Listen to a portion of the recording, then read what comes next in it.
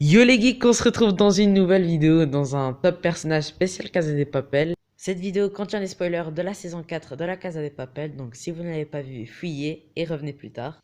Je tiens juste à vous préciser que ce top c'est mon top personnel. Si vous avez un top différent du mien, n'hésitez pas à le mettre en commentaire.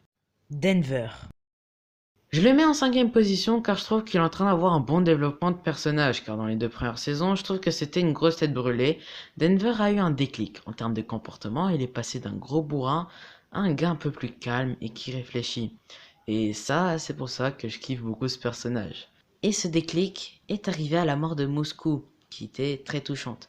Puis aussi, il est devenu entre guillemets papa du fils de Stockholm. J'espère qu'ils vont pas tuer le perso, car c'est un des persos les plus intéressants de la série. En 4ème position, Nairobi.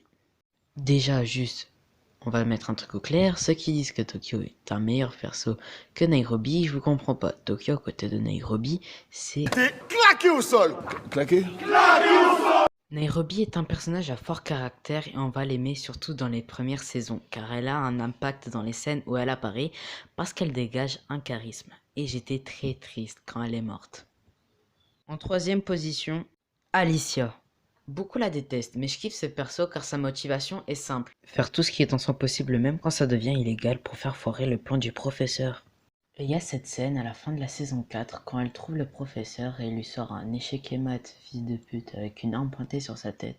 J'attends vraiment avec impatience cette saison 5 et c'est pour ça que je compte sortir une vidéo théorie sur la saison 5 de la Casa de Papel. En 2ème position, le professeur. Pour moi, la série n'est rien sans le professeur. Ce personnage est super intéressant, super intelligent et super charismatique. Pour moi, le professeur dans la saison 1, c'était le meilleur car il y avait tout ce mystère avec le personnage, tous ces moments avec la négociatrice qui était à l'époque Lisbonne. J'ai été déçu que son identité soit révélée, même si après je me suis habitué. Pour les monstres honorables, je vais mettre Palerme et Marseille. Et la première position est pour Berlin. Vous l'avez sûrement remarqué, je kiffe les psychopathes. Chaque fois qu'il apparaît, il va dégager un charisme naturel. Je trouve que le personnage est le plus intéressant de la série et je trouve que sa mort est très triste. Et même quand il apparaît dans les flashbacks, il arrive à être plus intéressant et plus drôle que certains personnages.